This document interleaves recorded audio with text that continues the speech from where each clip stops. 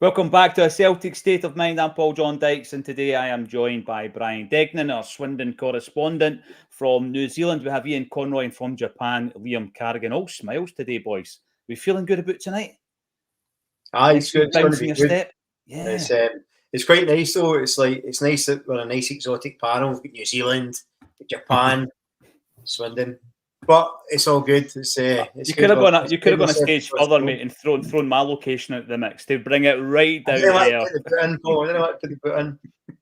I'll start with yourself, your good self, Liam Carrigan. Why have we got a bounce? We had a bounce after the St Johnstone game. That was 6-0 as well. And we've seen what happened. How are we going to approach tonight? Is it going to be more of Atalanta? Is it going to be more Borussia Dortmund, or somewhere in between? I'm hoping that, we have a goal, but in a pragmatic way. I think what we're looking for is a balance between the two. Atalanta was the defensive performance we were looking for. Dortmund, we went down swinging, but we do not want another doing like that, because that would be, And, to be fair, I don't see that happening at Celtic Park. I think the atmosphere tonight is going to be a huge factor for us. Before anybody starts in the comments, by the way, I'm wearing an Olympiacos shirt. So slag the colour scheme all you want, but there's a clear cultural reason why I'm wearing this shirt today. Okay. Yeah, absolutely, Brian. But it is red, white, and blue with a wee tinge of orange on the transformer. So I think Liam's doing it to ban everybody up on a European night. I'm pretty sure there'll be a few comments coming in, Liam. Let's bring them in. What about yourself, Brian? Because when we play our own game, as we did at the weekend, we are a great force. We look colossal. We look, dare I say, invincible at home. We absolutely do. We showed that at the weekend there. It was a brilliant performance. It was difficult to pick out your favourite goal from the six. Some great performances all over the park, which we'll be talking about today. Selection headaches for the gaffer. Everything is in place for tonight. But then you go back to the previous game. Bratislava, brilliant. Our first home match of the campaign, and we were excellent that night. We go to Dortmund, and let's be honest, we were too open. We tried to play a similar kind of style attacking game, and they tore us to pieces. Then we kind of stepped back into this defensive formation, and it was an unbelievable performance, different kind of performance against Atalanta, who showed at the weekend what they can do to big teams in Italy. How do you approach this tonight, Brian? If you're Brendan Rodgers, you've got the flair. You've got guys in Kuhn who are absolutely firing. Hatate was sensational at the weekend. You've got the guys overlapping, Baye, Johnson overlapping, doing the wings. How do you approach tonight? And Maeda, let's not forget Liam's favourite, Maeda, scoring a hat-trick, could have scored 5. How do you do it? How do you approach tonight, Brian? Well, I think what Rodgers will do is what he always does. So a lot of people were saying the approach was totally different between Dortmund and Atalanta. And I'm not 100% sure the approach was different. I think it was just done better. So I think the idea was, press aggressively, press a little bit deeper instead of pressing up the park as much. That was probably the main difference. But the aggressiveness, the press, when you get the ball, try and move it quickly. I think those are things that he always does and always will do. In Europe, I just think that we've done it a lot better at Atalanta. And I think we were, I don't think we really sat in. I think we were pegged back, and that's the difference. Whereas we panicked in Dortmund and everyone started pressing individually.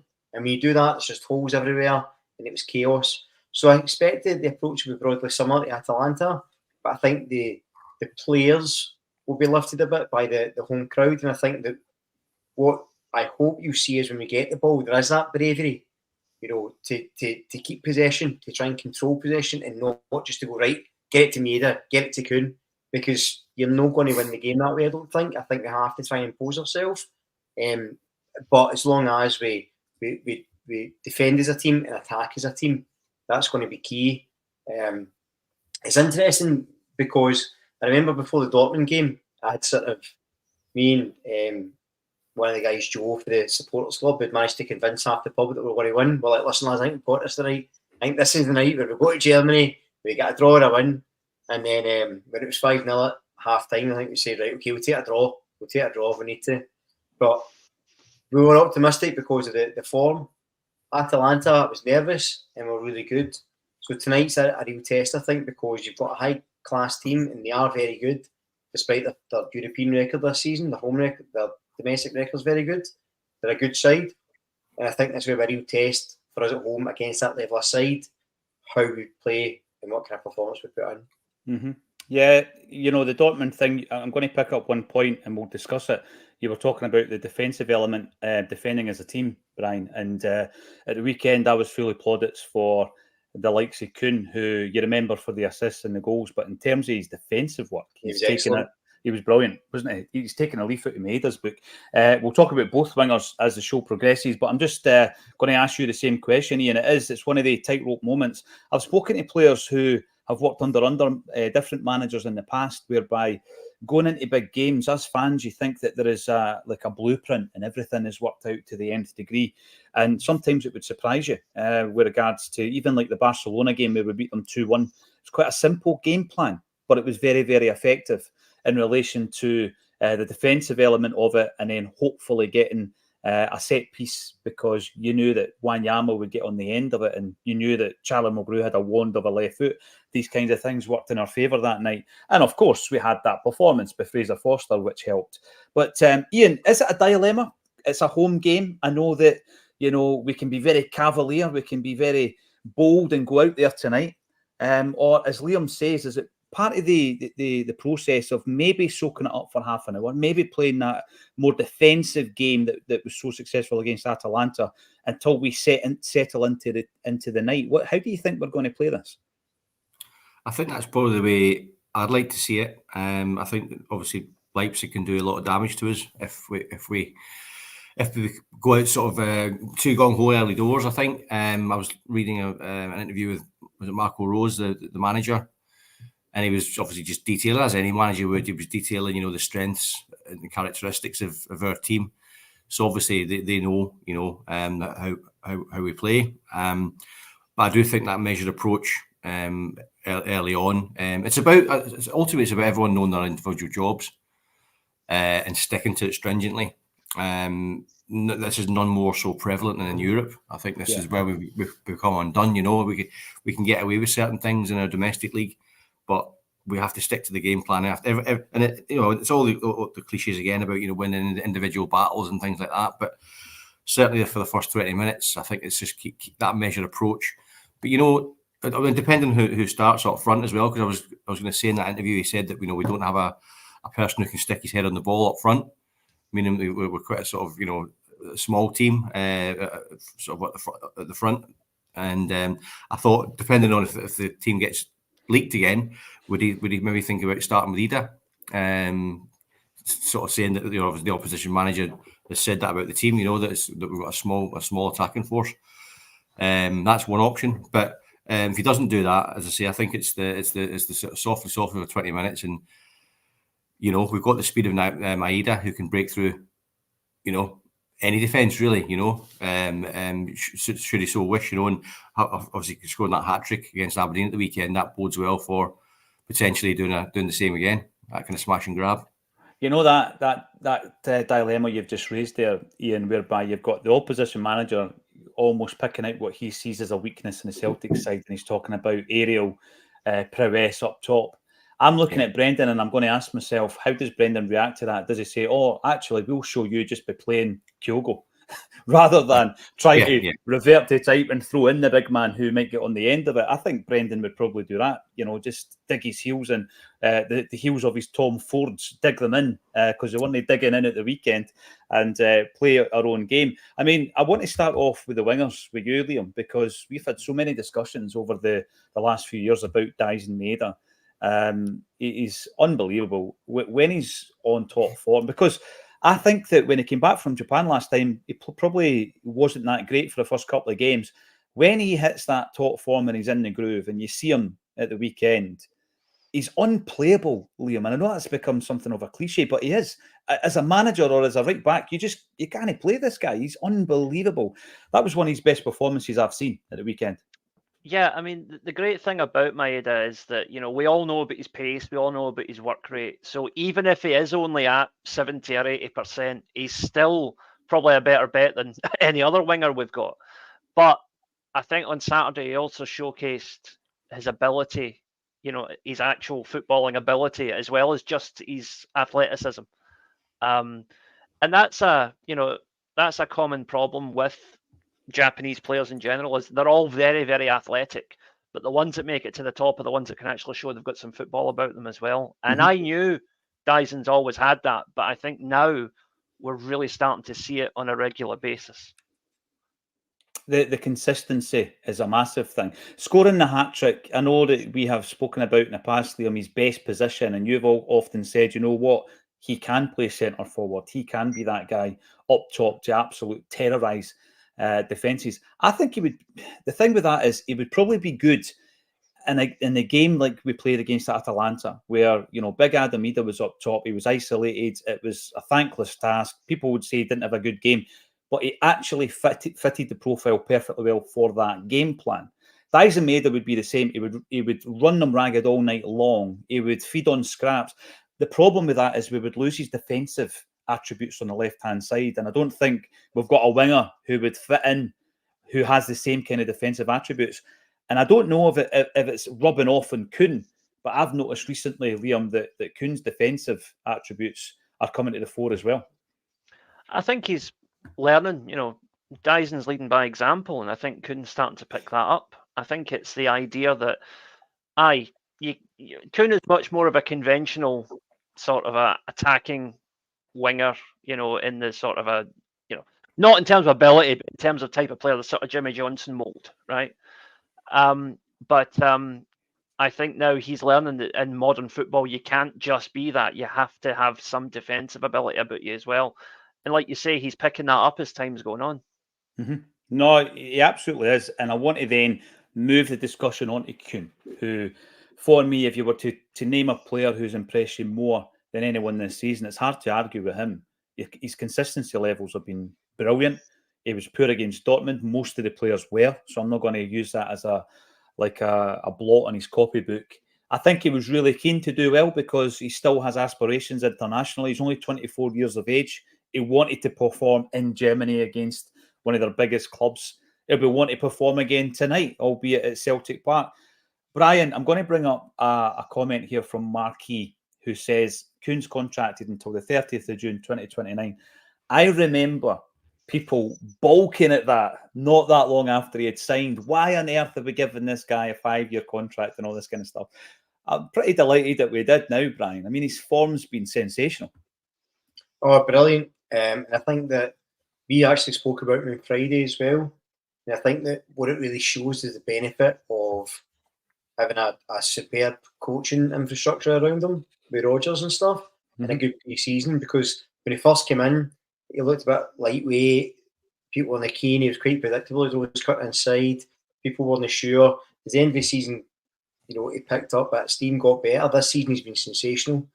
Double Denim and I have got a gentleman's bet over who's going to play Player of the Year. He said Kuhn, I said Engels.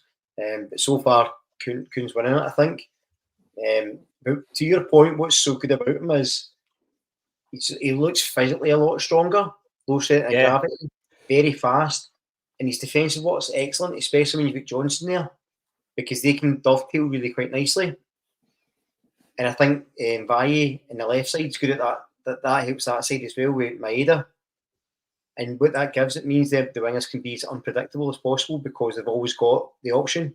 I think Kuhn's really benefiting from that because he's not just always cutting inside, he's cutting outside, cutting inside, coming through the middle, letting Johnson overlap. And it's just great to see. And I think that you can see so much improvement in the squad in general. Like, I think Liam Scales has been excellent this season as well. I think he's stepped up. I think Hatate's looking really sharp. Still a wee bit inconsistent, but really sharp. I think it's the best Maeda's been at Celtic. I think Rodgers is getting the best out of him. So you can really see the benefit of that coaching, and it's none more so than Kuhn for me. He's been sensational. Yeah, and if the rumours are true that we're going to reintroduce the Bumblebee kit, we need to get him dressed up in the old double denim down the Brazen Heath as a wee nod to a winger who we adored previously. Talking of which, we also need to get Paul McStay back in the building for the promo on that one. So Nicholas Kuhn, when I'm looking at it, Ian, in terms of the individual performances, he's been so consistent this season. He's getting goals, he's getting assists. He's our most dangerous player. There's no doubt about it.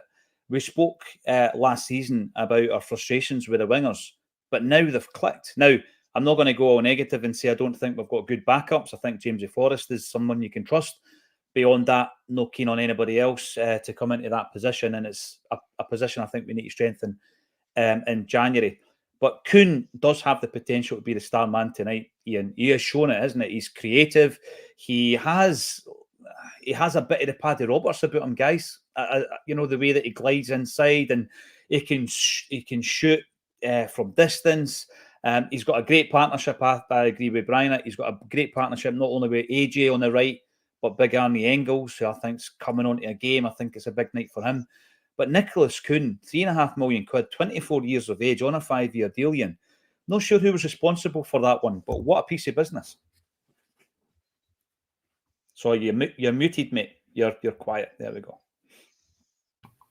Sorry about that. That's probably better for everyone else that was muted there. But it's it was a brilliant piece of business. Obviously, you know, it took a little bit of time to bed in. But Liam, your point about Dyson sort of rubbing off on Kuhn, I think that's spot on. But hopefully as well, it can work the other way, and Kuhn can rub off on Dyson, because obviously with Dyson's main attribute is his speed and his endeavour, and he can run all day. And I wish we could all have a bit of what he has, you know. But I don't think he's got that class that Kuhn has. So hopefully they can work together, and that can raise up Dyson as well to another level. And I'm saying that after he scored a hat-trick at the weekend. You know, I still think he's got another level to go. And again, I don't mean that in a disrespectful way. I just mean that I think there's more he can benefit from learning from the likes of Kuhn as well, who's been at big clubs, and he's got that technical composure and just brilliance. You know, it's really, really delightful to see. And I think this is probably as close as Brendan's perfect lineup that we're seeing at the moment. Yeah. You know, with Valle coming in, it's like we're just seeing all. And he's always at pains to say, you know, we've got, let's get to work. And this is now the kind of the bearing fruits from that work that he's been at. And I think exponentially he's improving the quality, and that's again, I suppose, proven with Liam Scales.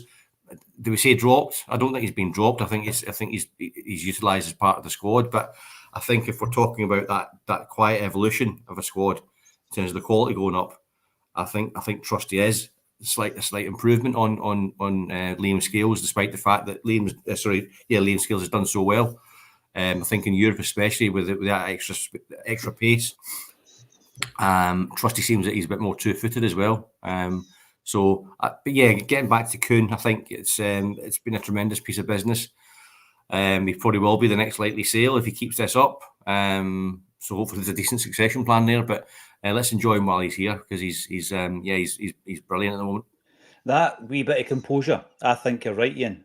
Just a wee bit of composure at times. And again, it sounds daft when Maida scores a hat-trick at the weekend, but just sometimes, Liam, he gets the ball, you're looking for a cross, and it ends up in the stand. And that happens fairly regularly. And we know that he does have the technical ability. I mean, I always go back to that goal that Jota nodded in against Rangers, where Maida was the first to react. That was a pinpoint cross. That had to be perfect, and it was perfect. Yep. So sometimes on instinct, because that was like a very instinctive piece of play, he can do it. But then if he's got a wee bit of time and he's, you know, racing down that left wing, it's the composure kind of goes. He's got too much time to think. Has that been a kind of pattern of his play throughout his career, Liam? Because I know you were a fan of him before he even came to Celtic. Yeah. I mean, when I saw him playing for the local team here, Matsumoto Yamaga, he was, you know, well, he was the only guy in the team who's going on to have any kind of career. And, you know, he was a standout. But the level of that team, you know, they got relegated that season and they lost far more games than they won, obviously. But he would get maybe 2 or 3 chances in a game maximum. So he had to make sure he took one of them. Mm-hmm. So like you say, there wasn't that time to think about it. There wasn't time to showboat. As soon as he got a shot at goal, he had to go for it. And, you know, he scored more often than he didn't, which is why to date, he's the only player from Yamaga to have actually received a national cap whilst he was playing for them. Right. Just to touch on the Kuhn thing as well, though, I don't think it's a coincidence that Alistair Johnson is having his best run of form, I think, since he joined us as well. I think having him behind Kuhn has given Kuhn the confidence to kind of push on a bit as well. The partnership they've got going down that flank is outstanding. It really is. They've linked up so well. I mean, I keep watching the final goal at the weekend, Brian, where if you just keep an eye on Johnson, it's like, he is on his own path and nothing's going to stop him. And all the play happens behind him. Eventually he gets the ball, plays it in first time. But the run was incredible. It was a classic overlap, and we love that. But listen, it's been something of a tradition at Celtic Park, the overlapping fullback. People sometimes say Jock Stein introduced that to Celtic, but we had a right back called Duncan Mackay, believe it or not. Not the same guy that used to appear in the pages of the Roy the Rovers, Ian. I don't know if you were a fan, but Duncan Mackay was like the first overlapping fullback when, right and left backs didn't cross the halfway line. But it's been a tradition since the 1950s, and Alistair Johnston is, for me, I agree with Liam, it's his best run of form. And it's not just his attacking play. Defensively, he's an absolute warrior. He's the type of player tonight, Brian, when you're under pressure, there's going to be periods tonight when we are. He's the type of guy that does not buckle. No, we've spoken about it before. I mean, I think his attitude's just sensational. He's got that real sort of, I compare him to a little bit like Scott Brown at times, in that, he's not quite as much a wind-up merchant, but he does like to get stuck in. You can tell he's got a real determination to improve and just not to lose a battle. He just, and what I really like about him as well is his game intelligence, because anytime he gets an early booking, he knows, he's never rash. He knows when to go in, he knows when to stand back, he knows when to hold off a little bit, he knows when to drop in, he knows when to overlap. Incredibly clever. And over at the other side, I think that with Valle coming in, you get a bit better balance there. Because, and if that's going to feel like I'm kicking Greg Taylor's head in, but I'm not. But Taylor's better coming in than he is that sort of marauding overlapping fullback. Yeah. Is. I think he's a very good centre mid, actually, Greg Taylor. But what happens with that sometimes is it causes Liam Scales at times to get dragged out, or whoever's playing left back, and you get space in the middle, which you simply cannot do in Europe. So I think when you get Valle in there as well, everyone kind of knows where everyone should be, and it just helps to balance the dynamic of the team. And yeah, you may suffer slightly because they don't invert as much, but I think, with the sort of structure we have and everyone on the roles, I think it does help. But yeah, Johnson for me he's one of those guys that even when it's not going well, he's level-headed. I spoke about him after the Dortmund game. I thought he spoke really well. He did, yeah. And obviously could have been the 20, could he make excuses, but it's like, no, that's it. That's us going. And then we go for there.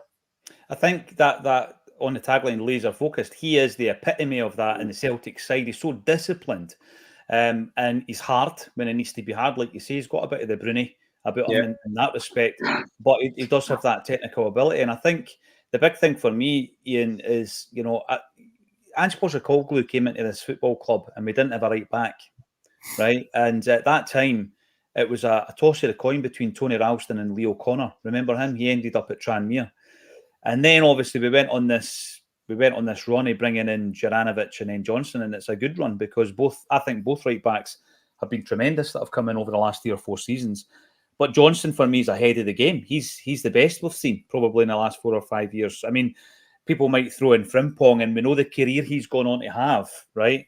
But as a defender, I didn't think he was great. Frimpong was sensational going forward as an offensive player. Alistair Johnston, he plays like a leader, Ian, plays like another captain on the park, really bedded himself into this side, and he takes responsibility. He's always demanding the ball and making things happen. We've seen it when he came on as a sub the other week. We were really slow and pedestrian in our play. Johnson comes on and everybody starts moving up a bit, and it's a higher line, and it's all down to Alistair Johnston. He ended up getting man of the match, having played 39 minutes or something like that. So Alistair Johnston's going to be huge for us tonight, Ian. And I think that, when you see a player like that performing in the Champions League, I make a list every season. How many guys in our team do I think are Champions League quality? Alistair Johnston's in that category for me. He is. I agree about 90% that he is. But I think, and Big John Yugi Hughes was saying on the group chat the other day, which I concurred with, because I was asked, someone who mentioned to me that they'd heard that he'd not signed a new contract, and I've not heard it myself. So there was, sort of, I was just sort of putting the question out there, and sort of John said, that he thinks perhaps Celtic maybe is his level, and I think maybe that is not a bad shout, and I don't mean that in a disrespectful way, because obviously we're Celtic, but he is a warrior, and he has that kind of North American, and it's kind of similar to the Aussies as well, that kind of confidence. That's swagger. It's a lot of that is mentality, and a lot of British players don't have that sort of mentality inbred into them. They might have all the sort of skill in the world, all the talent in the world, but it's not married with the attitude and that kind of self-belief. Whereas Alistair Johnston's got that. He's had that in his upbringing, and being an ex-ice hockey player, I think obviously that's playing a massive part as well. But if we say that Dyson's got room for improvement, which I think he has, I think all the team has, in terms of margins. But I think Alistair Johnston, there's some concentration issues that I've noticed, which if he can sort of stamp that out, he can just go up another level again. I think, and he has to really do that in Europe. He has to really do that in Europe, because we can get found out in an instant. Individual errors in Europe, and you're punished, as we know. So, I think as long as he can sort of keep those levels up, and stop those lapses of concentration, I think we've got another superstar. You're right, it is margins, Ian. Tiny margins at times. I mean, I think back to the Champions League campaign under Ange, and my biggest regret was Mudryk, the damage he did to us in the 2 games, because they were 2 games we should have done better in.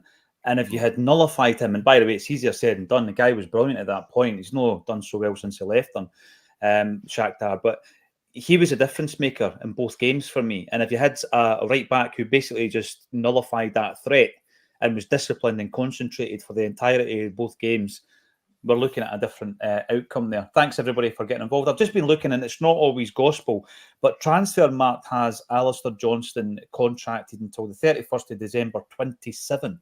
But again, not always 100% correct. Certainly not correct all the time in their valuations of players, because didn't they have Rangers as a more valuable squad last season than Celtic?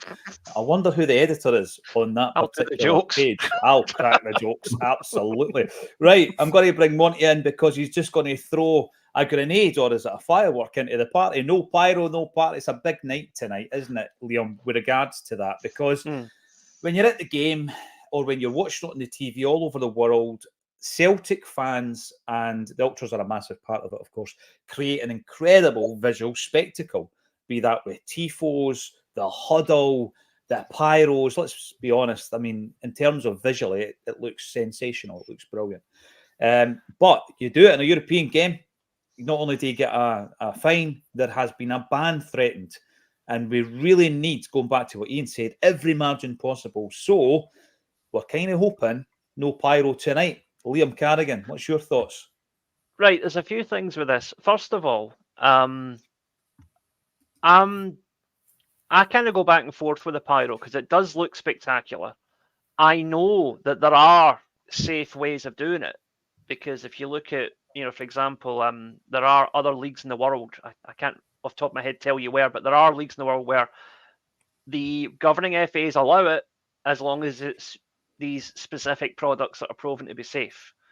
But the thing that gets me is, why is it that, a guy can get arrested trying to smuggle a half bottle into Celtic Park, but somebody can take pyros in? How the hell does that happen? Where are they putting them? I don't know. Maybe we don't want to know. But that was some face, Brian, you just pulled. It's got an image there, I can't escape. It's just exactly. Yeah. But the thing with the pyros is that it's one of a series of issues where UEFA are just utter hypocrites. Because it's like, no pyro, but then, Champions League final, you get the trophy. What goes up? Fireworks, right? They're happy to do pyros when it's their pyros. They're happy to have political messaging when it's messages they want to push, Ukraine and whatever. Valid cause though it is, I don't think it's fair that a whole stadium can wave Ukraine flags and they get a round of applause. We do the same for Palestine and we're threatened with expulsion. It's nonsense. That's a great point, and I hadn't actually thought about the fireworks, because obviously they were there was fireworks before the game. Fireworks, I don't know what you would call them. Before the game when the players are coming on the park, and they were set off by the authorities. And then obviously Celtic fans, I think it was CFC that was behind the goals, and it took maybe 12.5 to 13 minutes to clear the smoke to allow us to kick off the game and all that kind of stuff. Brian, were the fans really becoming a wee bit narky? No, really. I don't think so. They were just waiting like everybody else for it to clear. But the bigger issue for me is any disadvantage, any margin could hurt us, Brian. And this is the thing. And I think Brendan's come out in the last week. He's come out and called out a couple of things. First one was whoever the leak is, Celtic Football Club. And then the second one is, come on, guys, no pyros tonight, even though it's fireworks night, of course. What's your take on it, Brian? Because I think both Kevin McCluskey and Kevin Graham have both spoken about safe use of pyrotechnics. I think they call them cold pyro. You can do it and it's safe. So why not engage with the ultras? Why not have a sit down and say, right, these are the things you can do and these are the things you can't? Well, engagement would be great, wouldn't it? Liam talked about, supporters getting banned because of the Palestine flags, and that's just fair board. That's not even UEFA. No wanting them there. So, they've never been great at that sort of engagement. The safe pyrotechnics, I think it's Norway. I think it's in the regional league that do it. And they've been pretty active in it. So, yeah, why not engage? They're going to be there. Let's see if we can do it in a good way. That's the common sense approach, but it's always down to lack. Everything that happens negatively is down to lack of communication, whether that be flags, tifos, behaviours, warnings. It all comes into the same thing. So I don't have a particularly strong opinion on the pyro. Is it worth a fine? I don't think so. Is it worth potentially a ban? I wouldn't have said so.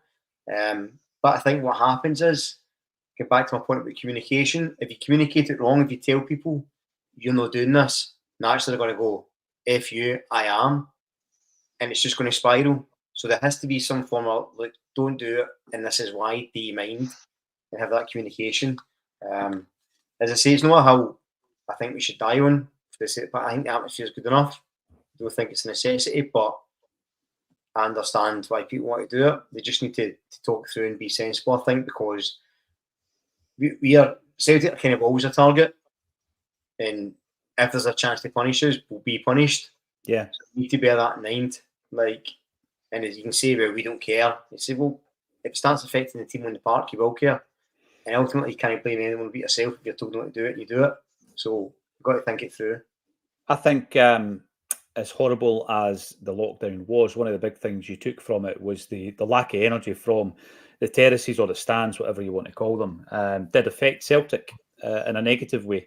It might have affected other teams in a positive way, but it certainly affected Celtic. So if the threat of having no fans or a partial closure is there, it's something that I think what we need to do collectively and say, right, we won't use these pyrotechnics, but let's open some kind of engagement with the board, Ian. Let's look at some kind of safe way of doing this, because it's becoming part of the tradition in terms of the ultra movement that has, I think, grown to a very, very healthy point at Celtic Park. The ultra movement isn't just about politicising the fan base or the spectacle. It's about the visual element. It's about the atmosphere. And if you were to, and I've done this a couple of times myself, brought people with no skin in the game to Celtic Park, they go away from the match, Ian, and they're talking about the Green Brigade. They're talking about what they bring to the atmosphere. They are, and let's remember as well. Look, and as much as visually the pyros look great, I remember that, was it last season? There was some guy had his hair got set on fire. That's right, yeah. And then there was the one with the hand. Yeah, and it was like, he wasn't part of the choice. The red stump of Ulster. Yeah, blew his hand off. Sorry, mate. I mean, it was horrible. Right, you're right. They can be dangerous. Yeah. No. So I know we're going to. So the point I was going to make is, when you say, like people inevitably sort of rave about the Green Brigade, whenever I've got to sort of European nights and things, they've not been raving about the pyros, for example. They've been raving about the atmosphere. Mm-hmm. I've had sort of people over, but I remember the 2-1 against Milan. We had people over from Canada working with us. Same as the Shakhtar Donetsk game, and it's like they were absolutely blown away by the atmosphere. I was myself, and I'm a Celtic fan, but you kind of beam with pride when you take sort of people from out of town to a Champions League game under the lights, and it blows you away. You know, that was before the sort of green and grey was prevalent, really. But obviously, in the ensuing years, they've become more and more a focal point. So I think we need to. It's that sort of common sense approach, and if there's a safe way to do it, and that means that we don't get the fines and we don't get, we're not sort of walking into that kind of, not a trap, but sort of we knowingly know that what's going to happen. We understand what's going to happen if we produce the pyros and we get the fine. It just goes against us. So it's a spectacle that everyone likes seeing. So yeah, let's sort of see how it happens. Yeah. Now, Tony Ratton is in the comments. Thanks for getting involved. And he brings up the fact that we have now smashed through the 30,000 subscriber figure, which is tremendous, Brian. It's unbelievable to think that we've managed to do this in a relatively short space of time. And it's all down to those people like Tony, like David Boyle and Jungle Lion and everybody else, and Paddy Lavery and everybody who tunes in every single day to watch this wee show that we do at 12:30 on a weekday. We cover every single game, and then we try to add a bit more quality in terms of the produced content on a Friday night with the interviews that we've been doing. And there's loads more to come, loads more plans. And as you say, 18.7, we're heading towards 19 million views on that channel as well. So thank you very much, every single one of you, for supporting what we do. And there is loads more to come from a Celtic State of Mind. We're always plotting and planning the next moves. But the 12:30 bulletin is part of the day now. I keep saying this, right? I've not watched Coronation Street in maybe 5 years, but if I ever fancy watching it, I know it's on at 7:30 and it's always there. And it's just one of the things. It's an anchor. We've been called a lot worse on this show, right? David Boyle, big nights are for big players. Who's going to step up for Celtic tonight? And I want to take that question from David and come to you first, Liam, and talk about Arnie Engels. Now, Arnie Engels has been coming in for a wee bit of criticism as of late. I think some of it's been unfair. I think there's been a couple of games where he's been pretty poor or mediocre. But the other day there, I'm looking at him, and again, I'm looking at the defensive attributes that he has. And I think we've seen that against Dundee, where he wins the ball that leads to the penalty. He plays that brilliant pass through to Kyogo, but he wins the ball defensively, and he did it twice in succession there. And I think at the weekend, we've seen a very mature performance from him, Liam. People are looking at the price tag, and I've said this before, they're maybe expecting Matt O'Reilly type results. He's a different type of player, but he is part of a very solid unit on the right-hand side at the moment. The thing is with Engels, one, he's young. Two, he did not set that price. His club did. It's not his fault that he's our most expensive player, right? He didn't ask for that. But any player, especially, a young player with the pressure of being the club's record signing, is going to take time to settle. I mean, our record signing before that, Odson Edward, did he not take a few months before we started really seeing what he could do? Mm-hmm. And I think we all agree that he more than paid back what we paid for him with his efforts in the time he was here, and then we got plenty for him when he moved on as well. I don't get it with Engels, the criticism. I just think it's a guy settling into a new system, a new team, a new country. Just give the boy a wee while, wait till, I was going to say wait till the league's done, but at this rate, that'll be next week. So, give him a couple of months and see how he's doing around about January, February time. I think that'd be a better time to judge him. Once all these Champions League games are out the way. And also, particularly with an eye on tonight, playing against a German team, he came from the German league. He's going to have perhaps a wee bit more experience than some of the other players in the team, which might just give him an edge.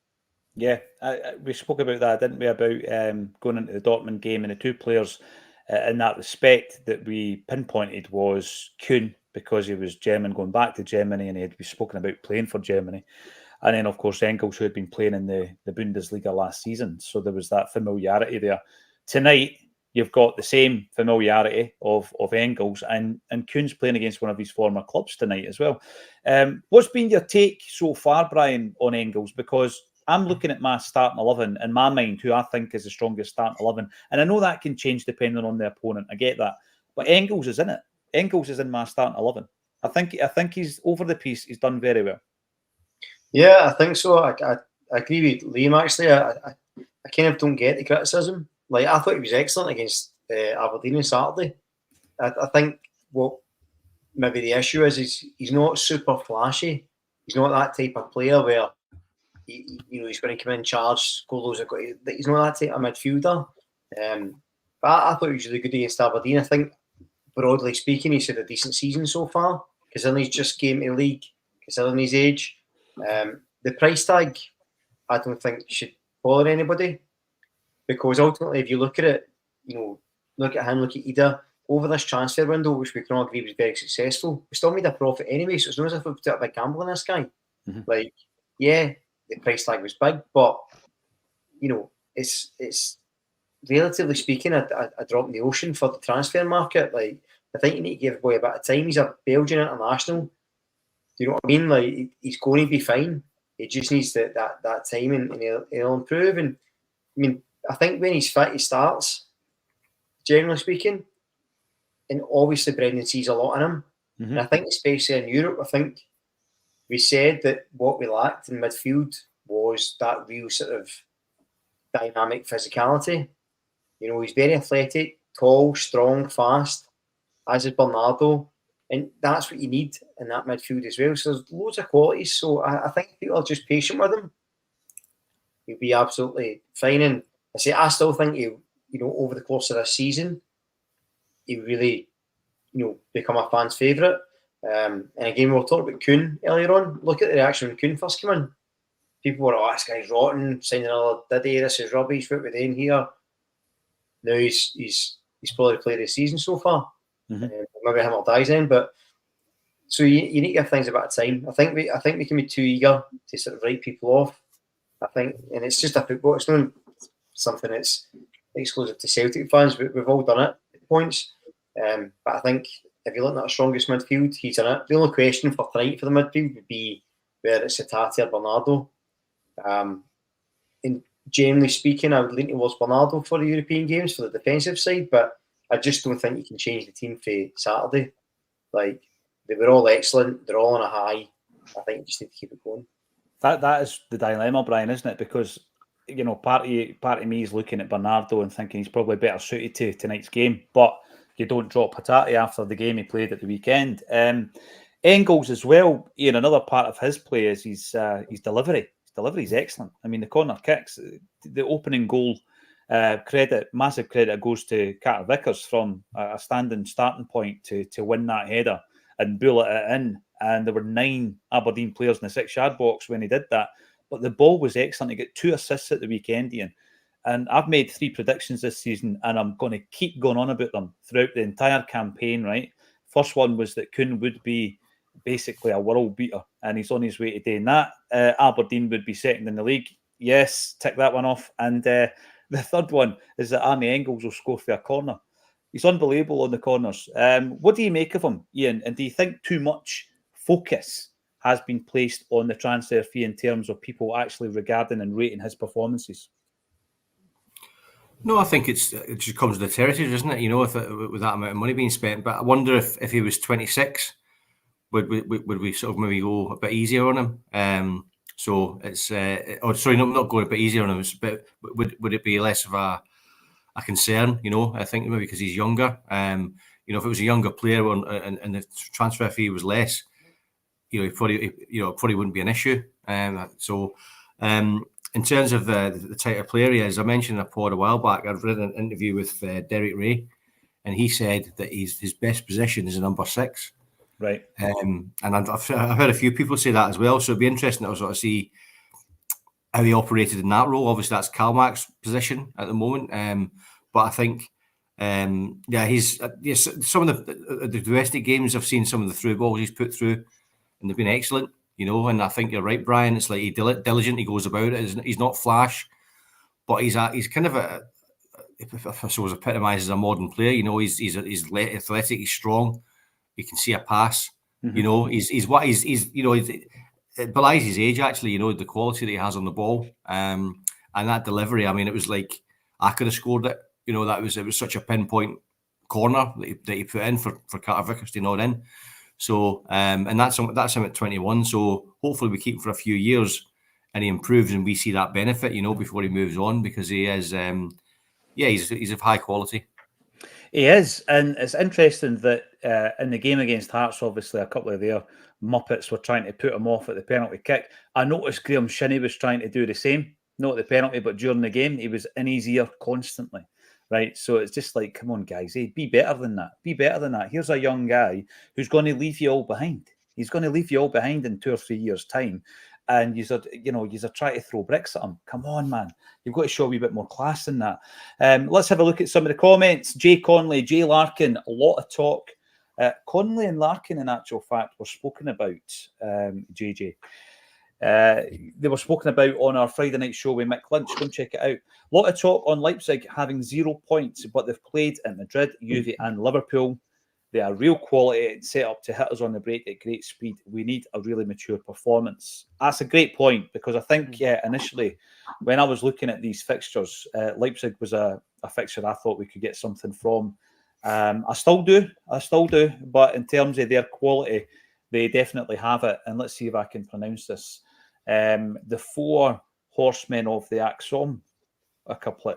Axomocalypse. There we go. Yeah, Is that an X-Men villain? It could well be. Gordon Coney, afternoon Acsom. Hopefully this will be a 5th of November to remember. My confidence walks hand in hand with caution tonight.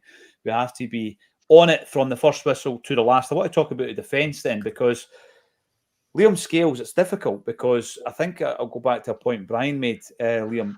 It doesn't feel like he's been dropped as such, but Cameron Carter-Vickers, very much like Kasper Schmeichel or Callum McGregor, if he's fit, he plays, right? So Carter-Vickers had to come back in, and the question was, who partners him? Trusty hadn't had a bad game, but Scales probably didn't have a bad game either. So then Rodgers is then looking at their attributes and thinking, right, who passes the ball quicker, who takes less touches, etc., and moving on from there. He's decided Trusty's that man. And if he continues to perform the way he did at the weekend and has done up to that point, I mean, he was brilliant against Atalanta, Liam.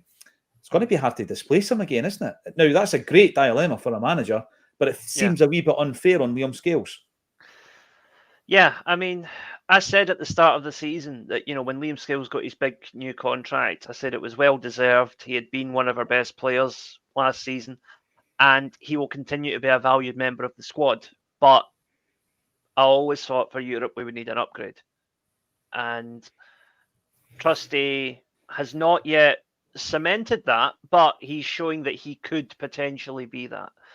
And I think at the moment you go with him and Carter-Vickers, because it's always going to be CCV +1 in that central defence, as long as he's fit. I go with the two of them. I don't know, have they actually played many games together for the US national team? I don't think so, because Trusty's only got 1 or 2 caps, isn't he? Is that right? He's only got a couple of caps, so probably not. But it's Team America, isn't it, Liam? Going back to an old movie. Brian, I'm going to throw this one to you. What is it that Trusty brings to the team? What attributes is he better than when it comes to him versus Scales? If we're going to give a head-to-head here, why does he get the nod? I think it's faster. I think that's the big differential. I think on the ball they're broadly similar. They're both tall. I think he's maybe a little bit stronger, but Liam Scales isn't shy to beat himself about. So, but I think it's the pace, and I think actually Rodgers said that when he was talking about the game against Aberdeen, why he picked Trusty over Scales. I think he said he needs that extra burst of pace, that extra sort of athleticism, and where I think you see Scales featuring a lot is because I don't think Carter-Vickers will necessarily. I think he'll be managed and he'll be sort of up and down and in and out the team. And then you see Scales and Trusty as a able deputy partnership. So I don't think it's necessarily unfair. I do think Trusty's got that bit of pace we need in Europe. But I also think Scales is going to feature a lot. So it's a good position to be in. It's a brilliant position to be in, and I think you make a good point here in relation to Carter Vickers. He's not going to play every game, is he? And so, in terms of game time, Liam Scales will get games for Celtic, and you've only got to look at the performance games at Atalanta when Scales and Trusty, for me, were absolutely solid. They were tremendous as a partnership. Everything that was thrown at them, they defended it with their lives, didn't they? So, I mean, I think Brian's right. The other thing that comes to my mind, he just plays the ball that wee bit quicker. Not only is he quicker on a foot race, Ian, he's quick on the ball. He does that thing where he's looking to play in Dyson. He's looking to play in Alex Bailly when he's over the halfway line, and we're trying to stretch them and get them on the back foot. And for me, he was written off a wee bit like Engels. I seen it, not particularly in our comments here, by the way.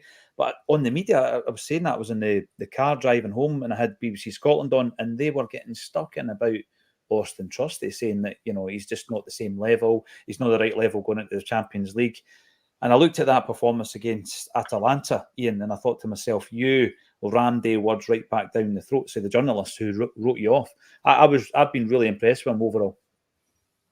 Look, as Brendan says, we make our own heroes, and I mean, it was Brendan that said that, wasn't it? But it's true, so that we'll always have the dissenting voices in the mainstream media in Scotland. But for me, he looks a class act, and if again it's like obviously the domestic side of stuff, that kind of takes care of itself. But in Europe, where we're trying to push that envelope a little bit more and improve.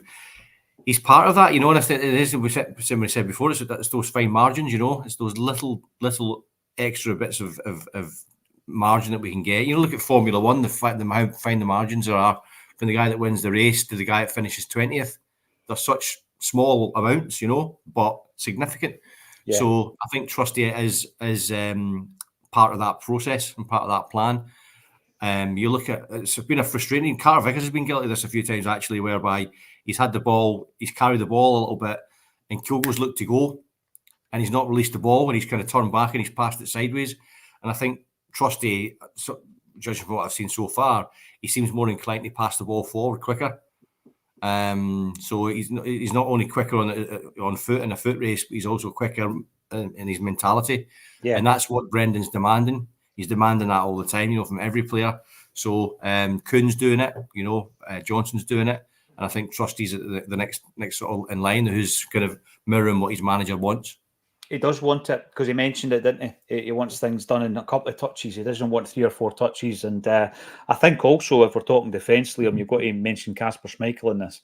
38 years of age today is Kasper, big Kasper. And he's very quick at turning defence into attack. He's done it a number of times, done it a few times at the weekend there, even though he didn't have much of the ball. There was one occasion where he makes a save and instantly kicks the ball, a perfect pass right up the left wing. And he's very good at it as well, isn't he? Yep, something he's picked up for his old man. Peter Schmeichel was one of the best distributors of a ball I've ever seen for a goalkeeper. Yeah. And it's a new dimension. There's a lot of debate about who's the better all-round goalkeeper? Is it Joe Hart or Kasper Schmeichel? Because Joe Hart, particularly last year, really dug us out a hole a few times. Yeah. And as long as he was only here for a couple of years, but he is a Celtic legend as far as I'm concerned. And Kasper is, aspiring to that. But I think he's going to be a very, very important player for us tonight, because whatever happens, chances are he's going to have a lot more to do tonight than he did at the weekend. That's for sure. Yeah, no, you're right. There's going to be periods tonight, Liam, where it's all about the defensive display, and it's about Schmeichel, pulling these saves off. And I agree with you about Peter Schmeichel, man. He was just he was a one-off almost. Remember, he used to throw the ball right over the halfway line and all that kind of stuff. He was just a man mountain. A big shout out to the family and friends of Jock Cannon, who is laid to rest today, a lifelong Celtic fan from the Villages. It seems like I'm doing a lot of this at the moment. So please, everybody, look after yourselves. Jock has got a big family, all Celtic fans. Big shout out to every single one of them. Was brought up in the same street as that family now. David Crines, Maida and Kuhn are on fire and a massive goal threat. They absolutely are. And if they can get a goal tonight, David, I think that would set us right up. Tony, you're back in. Good shout, RE Paul Heaton. He did a couple of cracking podcasts on the More Than 90 Minutes Celtic site. Yeah, hosted by Andrew Milne. Fantastic, Paul Heaton. Just one of the guys who's just on the right side of history when it comes to politics as well. If you like a wee bit of that. No, not everybody likes talking about politics. Ian McMonigal. Start with the same team from the weekend 3-0. It's hard to argue with that, Ian. I know that it's a different opposition, different level, different style. But who are you dropping? I mean, I know that there may well be a change, perhaps. If there is, I think that, it's already been mentioned. It's probably Rio or Bernardo, and it's probably Taylor or Valle. I think that's the two dilemmas this evening. And of course, it's been mentioned tonight by Ian as well in relation to Kyogo or Ida, but I would give Kyogo the jersey tonight. Now, Michael the boy, if we don't lose the game tonight, that would be a great result. I agree with you, one each would be fantastic. And double denim, back in you come. They should actually get you on the old modelling trail for the Bumblebee kit if it comes in. Chris, have to use the Atalanta match as a template for our defensive play. But the Aberdeen game also showed their ability to break and counter quickly. We need to be clinical when we do have chances, though. Just a very quick one, a wee diversion. I'm going to start with you, Brian, although you might have frozen, mate. No, you're back. You nodded your head. I thought you were frozen there. There's been chat online from one of these kit websites who seem to get the heads up in relation to what's coming next. It's maybe part of the marketing to see, how well or otherwise received an idea is. And it looks like next season we're going to have some kind of tartan design on the hoops. We're going to have the Bumblebee kit as an away jersey, and we're going to have a purple and white effort for the third jersey. Thoughts? Well, the Bumblebee one's always welcome. If we get that, it's one of those sort of iconic tops, and I don't know if you'll ever quite top the original. To be honest, I did have the one. It was the very defined black Bumblebee stripe one, but I always prefer the original, which is just absolute world class. And I like the idea of the tartan on it. It reminds me of remember this, was it the '96 Scotland top? And it had the sort that of, was nice. Yeah, that was a cracker. The collar and stuff like that. It was always reminds of Paul Lambert wearing it. So I like the idea of that. I always think it's nice to tie back into our Scottish and Irish roots wear kits. And we don't often do. We do it more well than with Scotland, so it'd be nice to have that wee throwback. But I've got to be honest, like Adidas stuff this season's absolutely brilliant. It's really, really good. All three, and hated the home top last year, but previous years I've quite liked it. And I've liked the away kits, so I think we extended the deal for 5 years, so I'm always quite happy to see what they bring out. I don't think we need 4 kits. We also get this extra kit at 90 quid a whip towards the end of the season, which is a bit cynical, but to be fair, we also turn out a bit hypocrite at times because they usually absolutely cracking. So we'll see how it goes. This is the thing about getting into that elite tier with Adidas, isn't it? Is it will mean more products, more merchandise, etc., and more money for the club, of course. But it feels difficult when times are hard. The working fan might find it difficult to buy all these jerseys. And of course, there is an option. You don't have to buy them all, but it's easier said than done when you've got a wee boy or girl who's Celtic daft who wants everything. But I would point out, I love the Bumblebee. It's a winner. Throw in the tartan, make it nice and subtle, and it'll work. Purple, no chance. I look at the colour purple, the origins of purple dye being more expensive, therefore it was used by the royals back in the day, Ian. So it's always had that association. And if anybody's watched the Channel 4 Dispatches documentary this week, you'll know where I'm coming from with the royals. Abolish the monarchy, I say, Ian, and abolish the idea of a purple away jersey and all, because I don't see any association with Celtic. I don't either. I saw that was on that. Is it Footy Headlines?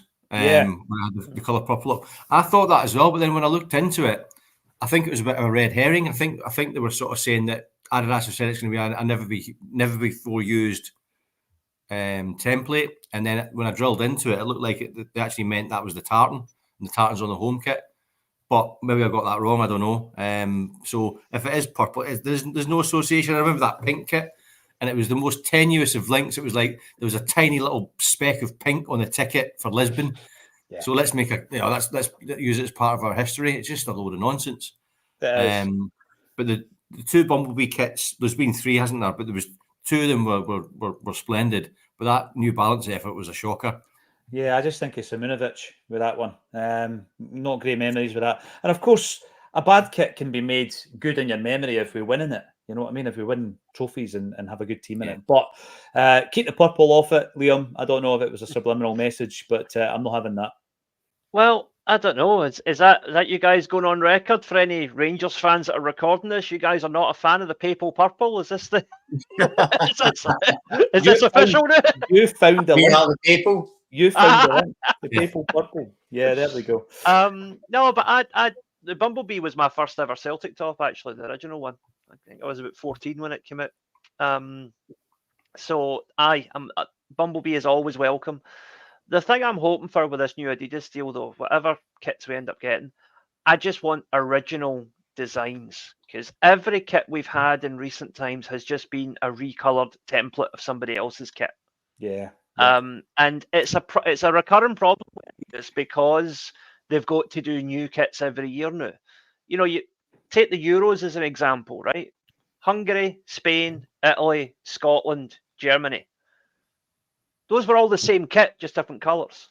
Mm-hmm. The design was exactly the same with those same wee side vents. And then our home top this season, again, is that same template, recoloured. There's a lack of originality when you're just churning out as much stuff as you can. Yeah. You know, people made jokes about some of the retro gear looking like the Jamaican bobsleigh team. Fun fact, Jamaica have that exact same hoodie. They're also sponsored by Adidas. It's just the badge is different. Right. I think we need a white out or a black out kit. I think they're cracking, classy designs. Guys, you may not be able to join us on Acsom tonight. I'm sure you'll be watching it all over the world. Unsure what time it will be in Japan, Liam, when the game kicks off, or indeed New Zealand. But I know you guys are dedicated to setting your alarms and getting up and watching it. But I do want a prediction, starting with yourself, Brian Degnan. How are we going to do tonight? 2 each. 3 each. Wow, that'll be a classic. They'll be selling a DVD. 2 each. All right. 2 each. Ian. I'm hoping for a win, but I think it might be a 0-0 again. If we stick to our game plan, which seems a bit fanciful, really, kind of being at home and the way we've been playing. But I think it'll be a bit more of a sort of a nullification again of Leipzig. So I think I can see it being a scoreless draw. I take that. Liam, what about a prediction from yourself? 3-2 to Celtic, and Engels will score a penalty for the winner. Just before we go, guys, can I just say the Samaras top, I haven't forgot about all my kind donors, and we'll be doing the draw for it next week. I didn't have time to arrange it today. I'm sorry. No, brilliant, mate. You've done so well. Thanks, everybody, for getting behind the fundraiser that Liam spoke about a few weeks ago. And thanks, everybody, for supporting the channel. Someone raised the fact that we've now hit 30,000 subscribers. That was the target for the end of this year. We've done it a wee bit early. Thanks, everybody, for getting involved. If you want to come and see us live, cracking Centenary Boys Night coming up at Barra's Art and Design with Roy Aitken, Pat Bonner, and Peter Grant. Get involved. Ticket link under the video. We'll be back half an hour before kick-off tonight on a Celtic State of Mind.